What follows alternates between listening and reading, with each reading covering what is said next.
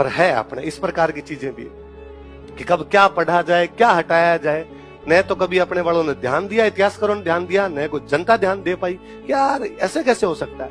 और मेरे को इससे बड़ा मजाक तो ये लगता है कि इंडियन हिस्ट्री पढ़ते अब हम पढ़ेंगे सल्तनत काल, और फिर हम पढ़ते हैं इल्तुतमिश भारत का राजा था। अरे चित्तौड़ में कूट दिया। नासिरुद्दीन महमूद भारत का राजा, भाई साहब यहां हार के गए। बलबन भारत का राजा, यहां हार के गए।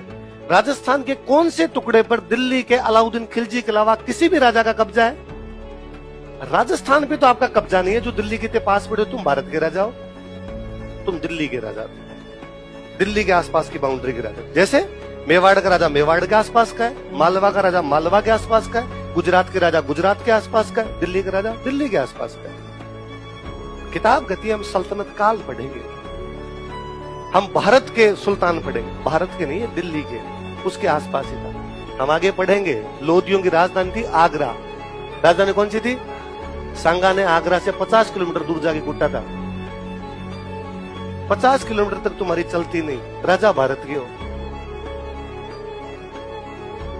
और यदि फिर दिल्ली वाले भारत के राजा है, फिर तो मालवा वालों को भी भारत का राजा पढ़ाओ। पर तुमने पूरी मिडिवल पढ़ी, उसमें मालवा का कोई राजा नहीं पढ़ा तुमने। फिर तो यह भी लिखवाया था कि मालवा का जो राजा था, मालवा का जो सुल्तान था, पूरे भारत पर राज करता था।